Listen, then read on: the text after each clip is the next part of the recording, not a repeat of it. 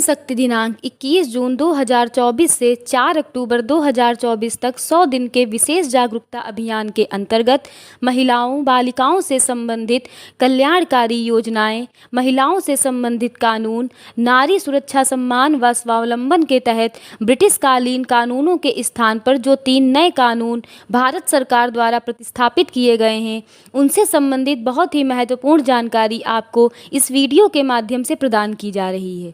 मैं आपको बताऊंगी, हमारे देश में ब्रिटिश शासन के समय से 3 आपराधिक कानून लागू थे। इंडियन पीनल कोड 1860 अर्थात भारतीय दंड संहिता, क्रिमिनल प्रोसीजर कोड 1973 अर्थात दंड प्रक्रिया संहिता, इंडियन एविडेंस एक्ट 1872 अर्थात भारतीय साक्ष्य अधिनियम।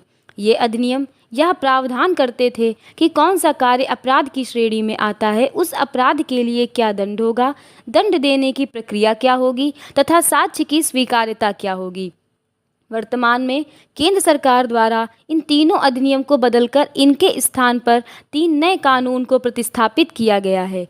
इंडियन पीनल कोड 1860 के स्थान पर भारतीय न्याय संहिता 2023, क्रिमिनल प्रोसीजर कोड 1973 के स्थान पर भारतीय नागरिक सुरक्षा संहिता, इंडियन एविडेंस एक्ट 1872 के स्थान पर भारतीय साक्ष्य अधिनियम को प्रतिस्थापित किया गया है। इन तीनों पुराने अधिनियम को बदलने के पीछे का उद्देश्य यह है कि ये तीनों कानून ब्रिटिश काल से हम पर लागू थे और मुख्यतः दंड का ही प्रावधान करते थे। पीड़ित व्यक्ति के लिए न्याय क्या है, इस बारे में कोई स्पष्ट बिंदु नहीं थे। ये नए कानून भारतीय विधिवेत्ताओं द्वारा भारतीयों के लिए बनाए गए हैं। माननीय गृह मंत्री जी ने कहा है कि नए कानून दंडात्मक कार्रवाई को प्राथमिकता देने के स्थान पर न्याय प्रदान करने पर जोर देते हैं। इन नए कानूनों का उद्देश्य औपनिवेशिक युग के दंडों को न्याय केंद्रित दृष्टिकोण से बदलना है, जिसमें पुलिस जांच और अदालती प्रक्रियाओं में तकनीकी प्रगति को एकीकृत किया जाएगा। इन नए कानूनों में आपराधिक न्याय प्रणाली में सुधार लाने के उद्देश्य से परिवर्तनकारी संशोधन पेश किए गए हैं, जिसमें समय पर न्याय प्रदान करने, पीड़ित केंद्रित दृष्टिकोण, लैंगिक तटस्थता और महिलाओं और बच्चों के खिलाफ अपराधों के लिए कड़े दंड पर ध्यान केंद्रित किया गया है। बात करते हैं पहले नए आपराधिक कानून भारतीय न्याय संहिता 2023 की। भारतीय न्याय संहिता 2023 को भारतीय दंड संहिता 1860 के स्थान पर प्रतिस्थापित किया गया है।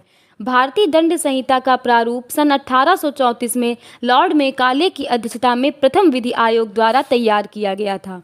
6 अक्टूबर 1860 को इसे अधिनियम के रूप में पारित किया गया था तथा 1 जनवरी 1862 को इसे लागू किया गया था। इसमें 23 अध्याय एवं 511 धाराएं थीं। वर्तमान में इंडियन पीनल कोड और क्रिमिनल प्रोसीजर कोड नए कानूनों के साथ ही क्रियान्वित रहेंगे, क्योंकि कई मामले अभी भी न्यायालयों में लंबित हैं। 11 अगस्त 2023 को केंद्र सरकार ने ब्रिटिशकालीन कानून भारतीय दंड संहिता को भारतीय न्याय संहिता से बदलने के लिए लोकसभा में एक विधेयक पेश किया। 1 जुलाई 2024 से संपूर्ण देश में भारतीय न्याय संहिता 2023 को लागू कर दिया गया है। इसमें कुल 358 धाराएं हैं।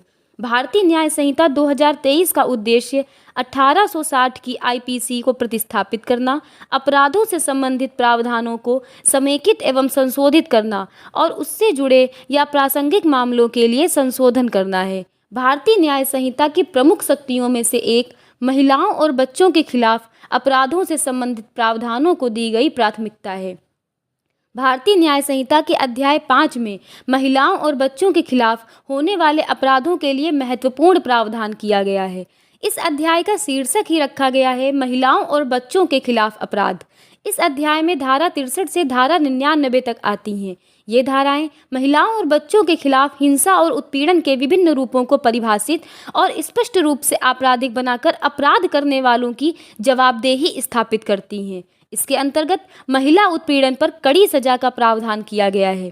पहचान छिपाकर किसी महिला से शादी करना या शादी का झूठा वादा करके या पदोन्नति या रोजगार देने का वादा करके यौन कृत्य करने को नए कानून के तहत पहली बार अपराध की श्रेणी में रखा गया है। इसके अलावा विभिन्न श्रेणियों के तहत बलात्कार के लिए सजा 10 वर्ष से लेकर मृत्युदंड तय है। भारतीय न्याय संहिता की धारा 80 में दहेज हत्या से संबंधित दंड का प्रावधान किया गया है, जिसके तहत जो कोई दहेज मृत्यु कारित करता है उसे कारावास से दंडित किया जाएगा, जिसकी अवधि 7 वर्ष से आजीवन कारावास तक हो सकेगी। धारा 85 के अनुसार किसी महिला का पति या पति का रिश्तेदार महिला के साथ क्रूरता करता है तो उसे 3 वर्ष का कारावास का दंड दिया जाएगा। गर्भपात करने के इरादे से किए गए कार्य द्वारा कारित मृत्यु पर भी कठोर दंड का प्रावधान किया गया है। भारतीय न्याय संहिता बच्चों के खिलाफ अपराध के मामले में भी उच्च दंड का प्रावधान करती है। इस अधिनियम की धारा 97 प्रावधान करती है कि यदि कोई व्यक्ति किसी 10 वर्ष से कम उम्र के बच्चे का अपहरण करता है तो उसे 7 वर्ष तक का कारावास तथा जुर्माने से दंडित किया जाएगा। धारा 99 के तहत वेश्यावृत्ति के उद्देश्य से बच्चे को खरीदने पर 7 वर्ष से लेकर 14 वर्ष तक का कारावास व जुर्माने से दंडित किया जाएगा। ऐसे कानूनों के अस्तित्व और दंडों की गंभीरता से महिलाओं और बच्चों के अधिकारों और उनकी सुरक्षा के बारे में जागरूकता बढ़ाने में मदद मिलेगी तथा महिलाओं में सुरक्षा की भावना विकसित होगी। इसके साथ ही हम लोग यह भी समझते हैं कि इस नए कानून में कौन से नए प्रावधान शामिल किए गए हैं। Mob lynching, gang rape, rape of minor के लिए 20 वर्ष से लेकर मृत्युदंड तक की सजा का प्रावधान किया गया है। एटीएम थेफ्ट, पेपर लीक के लिए कड़े से कड़े दंड का प्रावधान किया गया है। छोटे मोटे अपराध जैसे नशे में हंगामा करना, 5000 से कम की चोरी करना, इन अपराधों के लिए पहली बार सजा के रूप में सामुदायिक सेवा का प्रावधान किया गया है। इस प्रकार यह नया कानून अपराधियों के बीच एक मजबूत संदेश लेकर आया है कि किसी भी प्रकार की आपराधिक क्रियाविधि को बर्दाश्त नहीं किया जाएगा तथा अपराधियों को सख्त कानूनी परिणामों का सामना करना पड़ेगा। इस प्रकार इस वीडियो के माध्यम से महिला एवं बाल विकास मंत्रालय, भारत सरकार एवं महिला कल्याण उत्तर प्रदेश की मिशन शक्ति विशेष जागरूकता अभियान महिलाओं बालिकाओं से संबंधित कल्याणकारी योजनाओं, कानून, नारी सुरक्षा सम्मान व स्वावलंबन आदि के बारे में जनमानस को जागरूक किया जाता रहेगा ताकि आप सभी सरकारी योजनाओं से लाभान्वित हो सकें। मिशन शक्ति जिंदाबाद। जय हिंद, जय भारत।